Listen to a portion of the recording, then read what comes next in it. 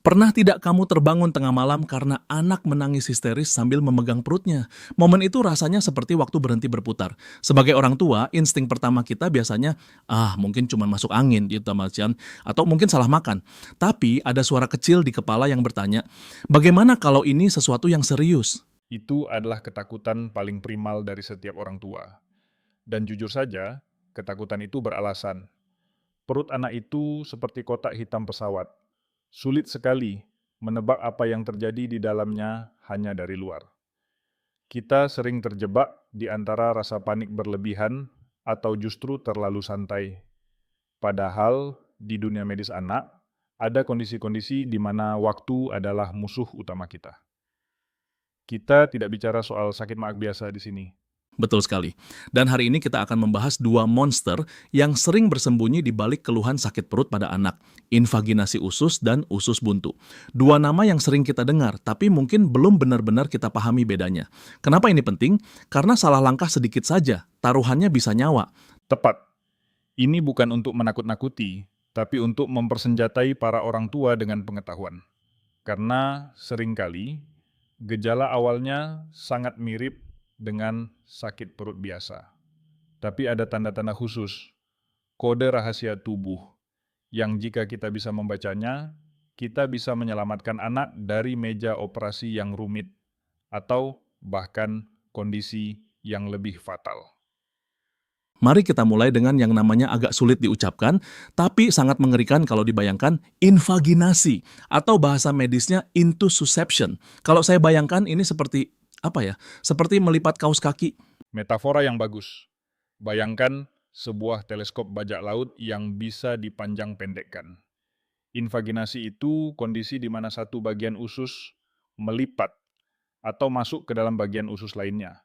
Persis seperti teleskop yang sedang ditutup. Atau ya, seperti saat kamu membalik kaus kaki, bagian luarnya masuk ke dalam. Wah, mendengarnya saja sudah ngilu, itu pasti sakit sekali rasanya. Luar biasa sakit. Dan masalahnya, kondisi ini paling sering menyerang bayi atau balita, usia 3 bulan sampai 2 tahun. Anak di usia segitu belum bisa bilang, "Ma, ususku terlipat." Mereka hanya bisa menangis, tapi tangisannya khas. Ini yang harus dicatat oleh orang tua. Tangisannya itu intermittent atau hilang timbul. Hilang timbul maksudnya seperti gelombang? Persis. Bayangkan anak sedang main, tiba-tiba dia menjerit kesakitan, kakinya ditekuk ke arah perut. Itu posisi naluriah untuk menahan sakit, lalu dia menangis histeris selama beberapa menit. Tiba-tiba sakitnya hilang, anaknya diam, bahkan bisa main lagi atau terlihat lemas tertidur. Orang tua sering terkecoh di sini. Mereka pikir, oh, sudah sembuh. Padahal 15 atau 20 menit kemudian, serangan itu datang lagi. Itu jebakan yang berbahaya ya. Kita jadi merasa aman palsu. Lalu selain pola tangisan itu, ada tanda fisik lain tidak? Saya pernah dengar istilah jeli merah. Nah, kamu sudah melakukan riset rupanya. Itu tanda klasik, tapi biasanya muncul kalau kondisinya sudah agak lanjut. Namanya red currant jelly stool. Tinja yang keluar bercampur lendir dan darah, warnanya merah gelap seperti selai atau jeli. Itu terjadi karena dinding usus yang terlipat itu mulai terjepit, bengkak, dan berdarah. Kalau sudah melihat ini di popok anak, jangan tunggu semenit pun, langsung ke IGD. Jadi kuncinya sakit perut hebat yang datang dan pergi, kaki ditekuk ke perut, dan tinja seperti jeli merah. Oke, itu invaginasi. Sekarang kita beralih ke selebriti penyakit perut, usus buntu atau appendicitis. Rasanya hampir semua orang tahu istilah ini, tapi pada anak gejalanya seringkali menipu kan? Sangat menipu. Usus buntu pada anak itu seperti penjahat yang pintar menyamar. Kalau pada orang dewasa, kita bisa bilang sakit di kanan bawah. Tapi pada anak, apalagi yang masih kecil, mereka sering menunjuk pusar saat ditanya mana yang sakit. Kenapa pusar? Bukannya usus buntu ada di kanan bawah.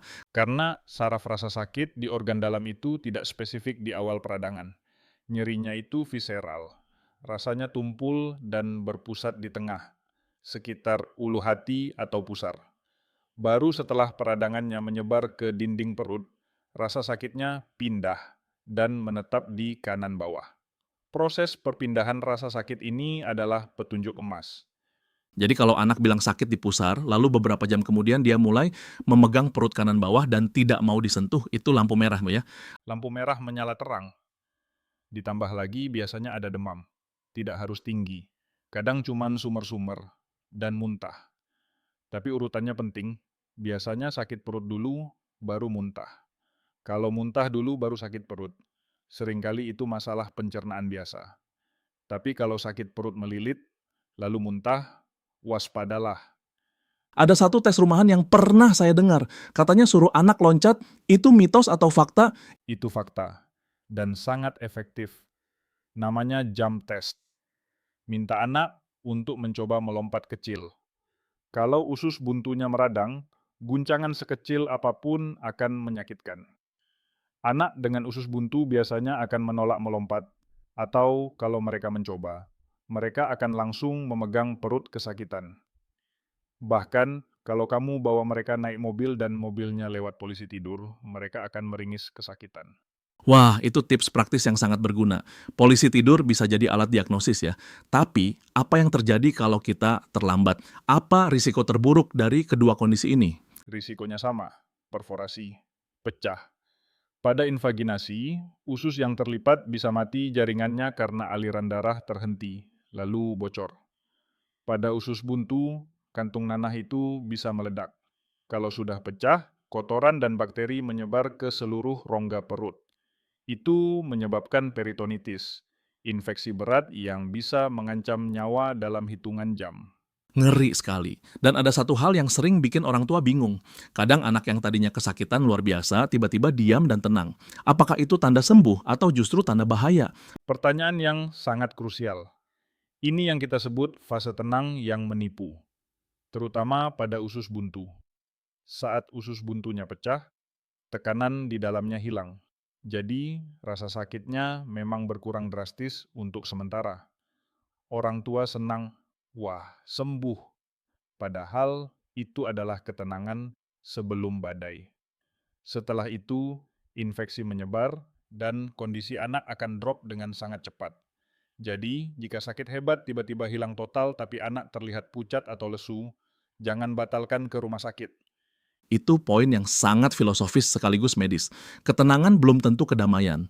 Jadi, apa benang merah yang bisa kita tarik untuk membedakan keduanya secara cepat bagi orang tua awam?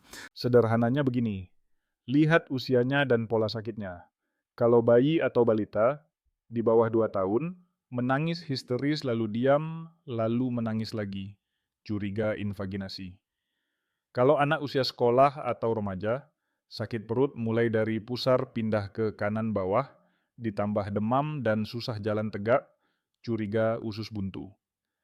Tapi tentu saja kita tidak boleh mendiagnosis sendiri di rumah ya. Haram hukumnya mendiagnosis sendiri sampai tuntas. Tugas orang tua bukan menjadi dokter, tapi menjadi sistem peringatan dini. Tugas kamu adalah mengenali bahwa ini bukan sakit perut biasa dan membawa anak ke fasilitas kesehatan.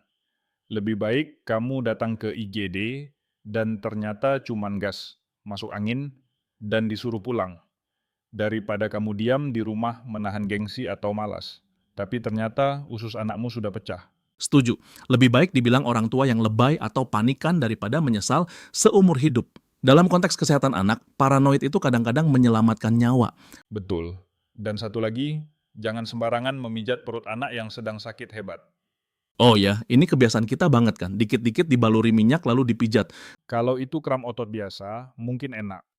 Tapi bayangkan, kalau itu usus buntu yang sedang bengkak dan siap pecah, lalu kamu tekan-tekan dengan pijatan, kamu justru bisa memicu pecahnya usus itu lebih cepat. Jadi, kalau anak sakit perut akut, jangan dipijat area perutnya. Elus punggungnya boleh, tapi hindari manipulasi di perut. Itu peringatan keras yang harus didengar semua orang tua, kakek, nenek, dan pengasuh. Jangan asal pijat. Tepat. Pengobatan terbaik adalah deteksi dini. Pada invaginasi, kalau ketahuan cepat, dokter bisa melakukan prosedur enema, meniupkan udara atau cairan dari bawah untuk mendorong usus kembali lurus tanpa perlu operasi bedah pisau. Tapi kalau terlambat dan ususnya sudah mati, ya harus dipotong. Teknologi medis memang luar biasa ya, bisa menyembuhkan tanpa sayatan kalau kita cepat bertindak. Ini benar-benar soal berpacu dengan waktu. Kesehatan adalah investasi, dan pengetahuan adalah asuransinya. Memahami tubuh anak kita sendiri adalah bentuk cinta tertinggi. Jangan remehkan instingmu. Kalau kamu merasa ada yang salah dengan anakmu, kemungkinan besar memang ada yang salah.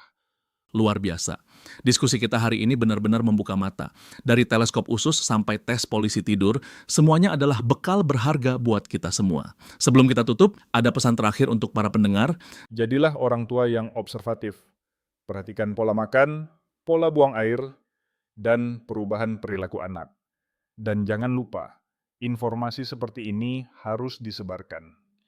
Kita tidak pernah tahu kapan informasi sederhana ini bisa menyelamatkan nyawa anak teman, saudara, atau tetangga kita. Benar sekali.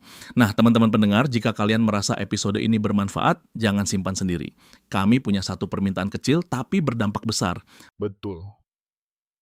Silakan tekan tombol. Like, kalau kalian jadi lebih paham soal sakit perut anak, tulis di kolom. Komen pengalaman kalian.